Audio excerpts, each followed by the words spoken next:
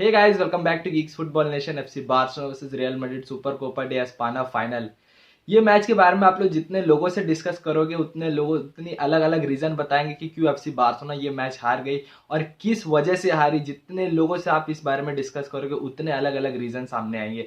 सबसे पहली बात, कुछ लोग बोलेंगे कि बार्सिलोना की हाई डिफेंस लाइन ने उसे सबसे ज्यादा उसको कॉज किया क्योंकि रियल मैड्रिड के पास पेसी प्लेयर्स है। भाई, बार्सिलोना तो शुरू से ही ऐसा ही गेम खेलते हैं। जो भी टीम जो है पोजेशन बेस्ड फुटबॉल खेलती है उनको अपने डिफेंडर्स को सामने कमिट करना पड़ता है, वो लाइन क्रिएट करनी पड़ती है, वो डिस्टेंस क्रिएट करना पड़ता है डिफेंडर्स के बीच में और गोलकीपर के बीच में। और अगर कुछ लोग से बोलोगे तो सारा बैटल जो था वो मिडफील्ड के अंदर था, जो कि ऑब्वियसली सारा बैटल जो था वो मिडफील्ड के अंदर ही था। और रियल मैड्रिड ने लेजिटिमेटली एफसी बार्सिलोना के मिडफील्डर्स को आउट क्लास किया। एफसी बार्सिलोना के पास दो ऑप्शंस थे। एक तो ये था कि वो तीन अटैकर्स के साथ जाए या तो फिर वो जाए चार मिडफील्डर्स के साथ। और चावी हर्नांडेस ने फर्स्ट हाफ में ही ये चीज शुरू कर दिया कि वो चार मिडफील्डर्स के साथ जाएंगे, यानी कि हमारे चौथे मिडफील्डर होंगे सर्जियो रोबर्टो। यानी कि इकिया गुंडोगन, पेड्री, फ्रैंकी डियोंग और सर्जियो रोबर्टो चार मिडफील्डर्स होंगे और अटैकर्स में दो विंगर्स होंगे या एक विंगर होगा और एक स्ट्राइकर होगा, यानी कि फरहान टोरेस को खिलाएगा। जहां पे मेरे को ऐसा लग रहा था जॉव फिलिक्स को खिलाना चाहिए था, जिसका ऑलरेडी लास्ट गेम इतना अच्छा किया था, वहां पे फिर से फरहान टोरेस को खिलाना जॉव फिलिक्स के हेड में मेरे हिसाब से वो एक one of the bad decision था शावी हर्नांडेस के लिए। तो सर्जियो रोबर्टो की बात हो रही है, तो सर्जियो रोबर्टो का रोल क्या था? उसका रोल था लेफ्ट इन्वर्टेड विंग बैक, यानी कि लेफ्ट इन्वर्टेड विंग पे वो खेल रहा था। और एफसी बार्सिलोना के पास जो था वो राइट इन्वर्टेड विंग पे पेड्री खेल रहा था। दो होल्डिंग मिडफील्डर्स यानी कि इकिया गुंडोगन और फ्रैंकी डियोंग वो मिडिल में खेल रहे थे। और अगर बात की जाए विड्थ देने का काम कर रहे थे फेरान टोरेस और रॉबर्ट लेवांडोस्की। तो बात करें जाए अगर तो जो नंबर 10 के पोजीशंस पूरा, अगर आप बात करें कन्वेंशनली जो जो टीमें ऐसा खेलती हैं, अगर आप बात करें मैनचेस्टर सिटी की, तो सर्जियो रोबर्टो और पेड्री के पोजीशन में या तो फिल फोडन खेलते हैं या तो बर्नार्डो सिल्वा खेलते हैं या तो हुलियन अल्वारेस खेलते हैं, जो कि प्रॉपर गोल स्कोरिंग ऑप्शन देते हैं मैनचेस्टर सिटी को। लेकिन एफसी बार्सिलोना के पास में आप देखोगे तो सर्जियो रोबर्टो एक प्रॉपर गोल स्कोर, वो तो सर्जियो रोबर्टो का फॉर्म ही इतना ल्यूक वॉर्म है, यानी कि इतने इनकंसिस्टेंट रहते हैं। और उनकी गोल स्कोरिंग एबिलिटी की तो बात ही छोड़ दो। और अगर फिर से बात करें पेड्री की, तो पेड्री उतना ज्यादा इफेक्टिव नहीं है। बात करें अगर अटैकिंग की, क्योंकि उसका मेन गेम जो है जो उसकी सबसे, जब हम पेड्री के मैजिक की बात करते हैं वो मिडफील्ड के अंदर ही दिखा पाता है। यानी कि जो उसकी क्रिएटिविटी है, जो पेड्री का मैजिक है, वो मिडफील्ड पे ही दिखा सकता है सबसे बेस्ट। अगर आप उसको एकदम ही ज्यादा ऑफेंसिव खेलने बोलोगे तो पेड्री के भी बस की बात नहीं है, जहां पे गेम इतना ज्यादा रफ या इंटेंस हो जाता है, जहां पे आपको प्रॉपर विंगर्स की जरूरत है, जहां पे प्रॉपर आपको ऐसे प्लेयर्स की जरूरत है जहां पे वो क्विक ट्रांजिशन दिखा पाए, जहां पे आपको पेस दे पाए, जहां पे वो आपको बॉल आपको पोजीशन अपने पास रख पाए। वहां पे आपके पास उस क्वालिटी की प्लेयर्स ही नहीं है। और अगर सेम बात करें रियल मैड्रिड की, तो काफी सारे फैंस ये बोलेंगे कि रियल मैड्रिड के पास तो इतना ज्यादा पोजीशन था नहीं। एफसी बार्सिलोना जो है मोस्ट ऑफ द पोजीशन रखे हुए थे, लेकिन एफसी बार्सिलोना के पास पोजीशन होने के बावजूद भी एफसी बार्सिलोना ने क्या किया?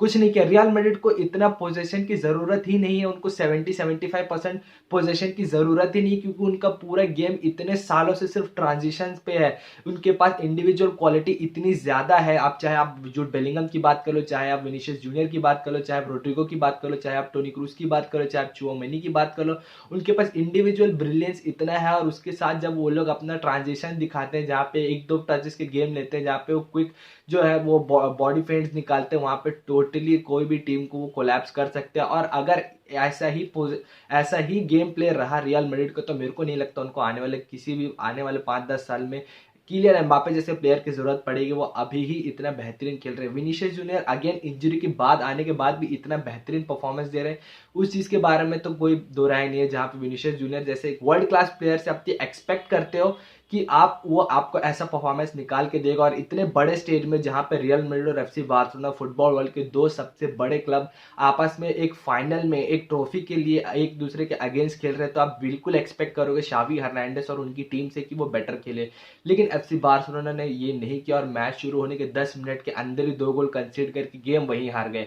अगर बात करें जहां एक गोल एफसी बार्सिलोना ने खींचा था, जहां की रॉबर्ट लेवांडोस्की ने एक वर्ल्ड क्लास स्ट्राइक मारा था, एक फर्स्ट चांस वॉली पे गोल मारा था, वो एक लौता चांस होने के बावजूद भी आप देखोगे तो एफसी बार्सिलोना कुछ खास टेस्ट नहीं कर पाए रियल मैड्रिड के डिफेंस को और रियल मैड्रिड के गोलकीपर को। फरहान टोरेस को एक चांस मिला था, लेकिन अगेन उसके पास इतना भी, फरहान टोरेस भी जो इतना ज्यादा इनकंसिस्टेंसी से गुजर रहा है, उसके लैक ऑफ फॉर्म की वजह से, उसके लैक ऑफ प्ले टाइम की वजह से वो प्लेयर्स के अंदर वो कॉन्फिडेंस ही नहीं है कि वो हाफ चांस को भी गोल में कन्वर्ट कर सके।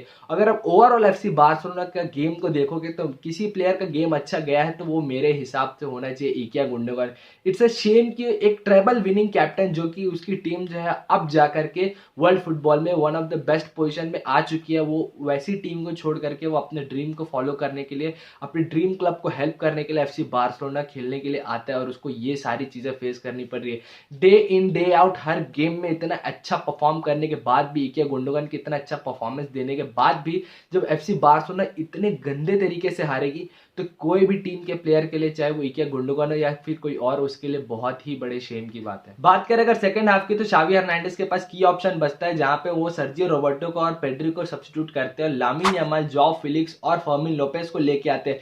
सर्जियो रोबर्टो को तो कल के गेम में स्टार्ट करना ही नहीं चाहिए था, वो भी इतने इंपॉर्टेंट गेम में। देखो अगर इतने दिनों से एफसी बार्सिलोना के जिस फॉर्म की बात करें तो एफसी बार्सिलोना बारबास्टो जैसी टीम के पास भी 2 गोल कंसीड कर रही है और अगर कल का मैच वो जीत जाती, कितने भी चाहे वो जो भी होता स्कोर लाइन 2-0 की होती है, 2-1 की होती है, 3-1 की होती है, जो भी स्कोर लाइन होती है, अगर एफसी बार्सिलोना जीत जाती तो मेरे लिए बहुत बड़े सरप्राइज की बात हो जाती, क्योंकि पास्ट 2-3 महीनों से या आप कह सकते हो इस सीजन के शुरुआत से एफसी बार्सिलोना का जैसा फॉर्म रहा है, अगर वो कल का मैच रियल मैड्रिड के अगेंस्ट निकाल देती तो मेरे लिए बहुत बड़ी बात हो जाती, क्योंकि ये बहुत मतलब एफसी बार्सिलोना का जो फॉर्म चल रहा है और उनके एटमॉस्फेयर जैसा चल रहा है उसके लिए उस हिसाब से बहुत बड़ी बात हो जाती, लेकिन अगेन वो नहीं हो पाया। और अगर बात करें जहां पे जब जब अटैक बिल्ड हो रही थी, सर्जियो रोबर्टो जहां पे लेफ्ट इन्वर्टेड विंग बैक के पोजीशन में बिल्कुल खराब खेल रहे थे, उसकी जगह पे कल फर्मिन लोपेस को ही स्टार्ट करना चाहिए था अगर वहां से स्टार्ट करते तो, क्योंकि फर्मिन लोपेस जब जब पिच में आए थे, जब सब्स्टिट्यूट हो गए तब तक वहां पे कुछ कुछ हलचल होने लगी थी। सर्जियो रोबर्टो ना वो रन्स निकाल पा रहे थे, ना कुछ वो क्रिएटिविटी कर पा रहे थे अपने टीम के, लेकिन फर्मिन लोपेस जो था उससे फार बेटर खेल रहे थे।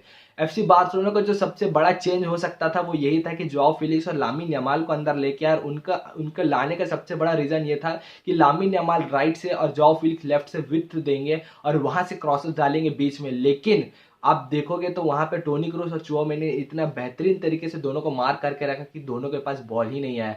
और जब जब लास्ट में पेनल्टी मिल गई रियल मैड्रिड को तो वहां से एफसी बार्सिलोना का शोल्डर टोटल ही डाउन हो गया, उनका मोरल पूरा डिस्ट्रॉयड हो गया और उनकी मेंटालिटी, टैक्टिक्स तो थी ही नहीं कहीं पे। थ्रू आउट द गेम आप देखोगे तो टैक्टिक्स कहीं नहीं थी, सिर्फ 1-2 गेम आप जहां पे उनकी प्रेसिंग भी खराब, एफसी बार्सिलोना की प्रेसिंग भी इतनी खराब चल रही थी जहां पे आप देखोगे फेडे वालवर्डे के बीच में एक गैप था जहां पे 50% चांस था एक एरियल डुएल विन करने का, उसने अपने आप को टोटली कमिट किया, वहां पे बॉल जीता, कारवाहल को एक बॉल दिया, कारवाहल ने एक पास निकाला रोड्रिगो को, रोड्रिगो ने एक पास और दिया विनीशियस को और गोल स्कोर कर दिया, मामला डन एंड डस्टेड। जहां पे 50% चांस था वहां उसको फेडे वालवर्डे ने 100% कमिट करके वहां पे गोल स्कोर किया। यानी कि अगर एफसी बार्सिलोना के बॉल प्रेसिंग की भी बात करोगे तो of the ball work rate तो एकदम ही खत्म था। जो प्लेयर जो of the ball work rate में अच्छे हैं जैसे कि जॉ कैंसिलो हो गया या फिर राफिनिया हो गया, वो प्लेयर इंजरी के थ्रू बाहर थे, और जो प्लेयर्स बच गए थे उनके of the ball work rate की देखोगे या फिर आप उनकी प्रेसिंग को देखोगे तो इट वाज शेमफुल। जब जब एफसी बार्सिलोना के पास बॉल आ रही थी रियल मैड्रिड के हाफ में वो 10 पासेस लेते हैं, 15 पासेस लेते हैं, उसके बाद बॉल जैसे अलेहांड्रो बाल्डे की तरफ जा रही थी तो सभी जानते हैं पिछले 8-10 मैचेस से जब जब बाल्डे को चांस मिल रहा है तो वहां पे बॉल, वहां पे उसको या तो 1-on-1 लेना पड़ रहा है या तो 2-on-1 लेना पड़ रहा है, जिसकी वजह से बॉल इवेंचुअली वो बार बार या तो फाउल कर रहा है या तो फिर गोल किक हो रहा है। तो इतनी खराब डिसीजन मेकिंग जो अलेहांड्रो बाल्डे की तरफ से, जहां पे इतना इंपॉर्टेंट अटैक बिल्ड होता है वहां पे अलेहांड्रो बाल्डे का इतना खराब डिसीजन मेकिंग, ये पिछले 8-10 मैचेस से मैं देख रहा हूँ बाल्डे की तरफ से कुछ जो भी हो रहा है वो कुछ भी मतलब क्रिएट नहीं हो पा रहा है, गोल की तरफ से कुछ क्रिएट नहीं हो पा रहा है, कोई क्रिएटिविटी नहीं हो रही है, ना किसी विंगर को हेल्प कर रहा है, ना फिर कोई क्रॉसेस डाल पा रहे हैं। बाल्डे के तो एक क्रॉस भी जो है वो सही जगह पे लैंड नहीं करते, वो क्रॉसेस तक नहीं डाल सकता। आप एक लेफ्ट बैक से एक्सपेक्ट करते हो कि वो ऐसे पोजीशन पे जिसके पास स्पेस है वो कुछ क्रिएट करके दिखा पाए, लेकिन एफसी बार्सिलोना के लिए अलेहांड्रो बाल्डे कुछ क्रिएट नहीं कर पाता। अगर उसकी जगह हम बात करें जॉर्डी अल्बा की तो जॉर्डी अल्बा की क्रॉसेस ही अपने आप में इतने खास थे कि वो अपने टीम के लिए इतने इतने अच्छे तरीके से और इतने क्वालिटी वाले असिस्ट क्रिएट करता था, इतने अच्छे चांसेस क्रिएट करता था कि वो अपने आप में काफ़ी ज़्यादा सॉलिड था। लेकिन अगर आप उसको अलेहांड्रो बाल्डे से कंपेयर करोगे तो अलेहांड्रो बाल्डे का जो डिसीजन मेकिंग है वो अपने आप में बहुत बड़ा क्वेश्चन है।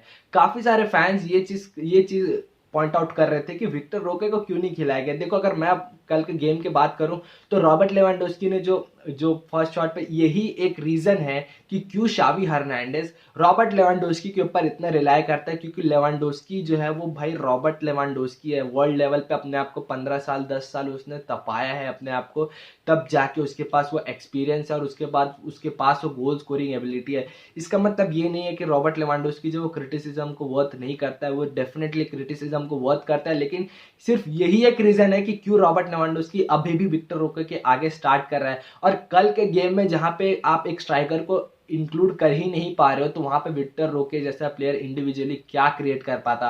आपका स्ट्राइकर तो तब खेलेगा ना जब आपके विंगर्स के पास बॉल लेगी, जब आपके विंगर्स यानी कि लामिन यमाल और जोआओ फिलिक्स के पास ही बॉल नहीं पहुंचा पा रहे हैं।